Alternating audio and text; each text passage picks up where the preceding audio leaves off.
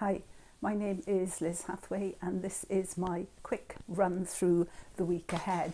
That's the week starting Monday, the 9th of December already, 2019. And I say quick because we've got Mercury in Sagittarius now. And Mercury in Sagittarius is quick. It's a quick thinker, quick speaker. It's in all things moving forward fast. Mercury in Sag is traditionally in its detriment. It's not considered the best place for Mercury. But on the other hand, I like Mercury in Sagittarius. It has that philosophical, futuristic quality to it. Just watched a documentary this week on Margaret Atwood, who wrote, The Handmaid's Tale.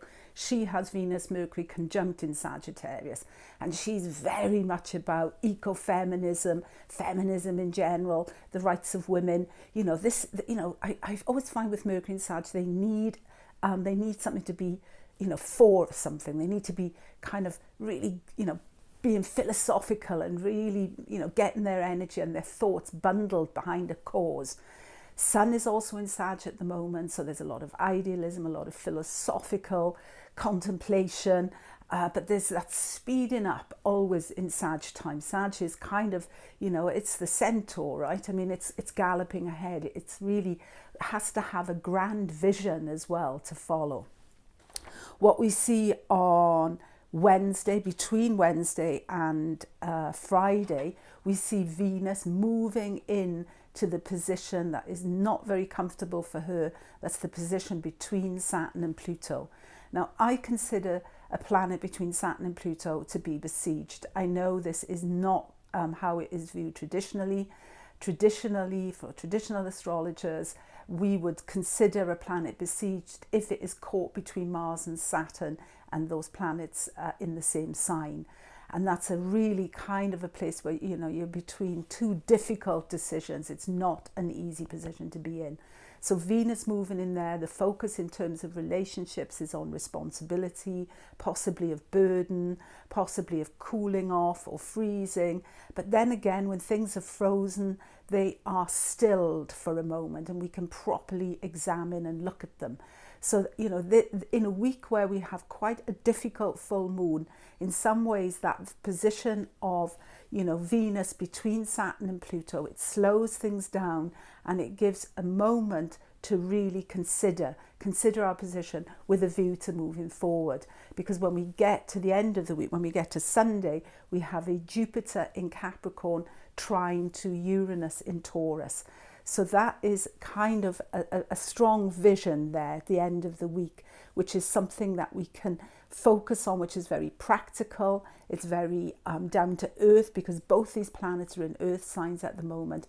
And yet there is that grand visionary quality always when Jupiter and Uranus meet. There's that quality as well of their earthy, getting things down on paper, quite literally earthing it. The minute you have something on paper, it's there, it's concrete, you can read it back a year from now. So it's a week to really be in some area where that Saturn-Pluto conjunction is falling in your chart. That's the area of focus with Venus coming in between there.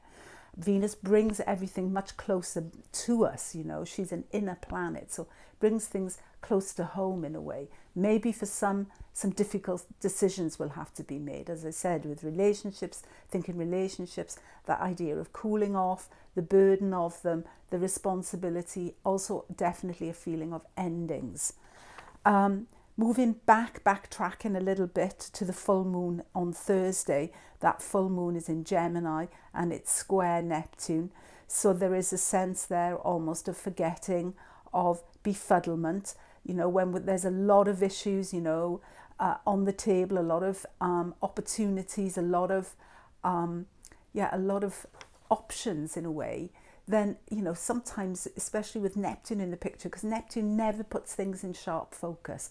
Neptune is much more likely to soft focus, to blur, to confuse, befuddle, bemuse us. So that's quite a tricky full moon for that reason.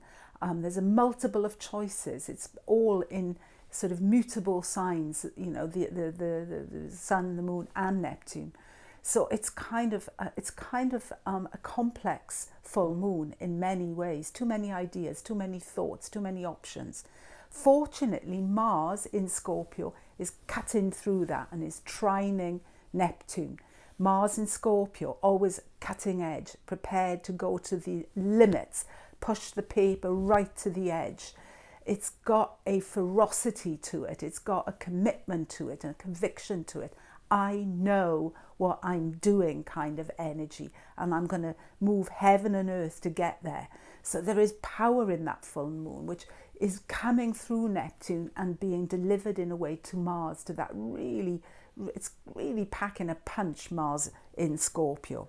So we've got the opportunity with Mars trine in Neptune, I think, to make those difficult decisions, to move ahead, to take the next step. Because Pluto, whereas Saturn is very much about death and dying, Pluto is very much about what comes next. What's the next step? Where do we go from here? You know, what happens after we have died? What comes then? What happens after we've severed the relationship, after our divorce is finalized? Where do we go from there? Pluto is beyond the death. It's the next stage in the journey, if you like. So there's a powerful energy this week with Venus between Saturn and Pluto and Mars trine in Neptune on the day following that really complex, you know, multi-focused, multi-choice full moon. When we get onto Sunday, we get Jupiter trine Uranus. This is a great trine, but it's a very practical trine because both Jupiter and Uranus are now in earth signs. As I said in my vlog, when Jupiter went into Capricorn, this is Jupiter down from the mountaintops. He's got his feet on the earth here. So it's a practical trine. It has an earthy quality. So it's getting things down on paper, getting your ideas out there, making things concrete, making it happen. And yet it doesn't lose its visionary quality either. Think of someone like Emanuel Swedenborg, Jupiter in Capricorn, trine Uranus in Taurus. So there is still a visionary quality, but it's not lost. It's sort of earthed. So yeah, my advice would be for this week, get your thoughts down on paper, make a plan for yourself. You know, think outside the box, but keep it real at the same time. So all things considered, a great week. You know, on the day of the full moon, we see the UK go into the ballot box again. I mean, it's a really important decision that the UK will be making there on Thursday with that full moon. We shouldn't be too bothered. The UK is born under a full moon. But if you'd like to know a bit more about my thoughts around the election, I just yesterday on my vlog, which is largely Dutch, but there are quite a lot of English articles on there. I just posted an English article there yesterday on the UK election, and I shall put the link underneath this vlog. Thank you so much for listening. Make it real this week and be prepared with Mars and Venus in the position she's in to make those difficult decisions and to cut things out where necessary. Okay, thank you for listening. Was it quick? Not that quick, but I did my best. Have a great week. Bye.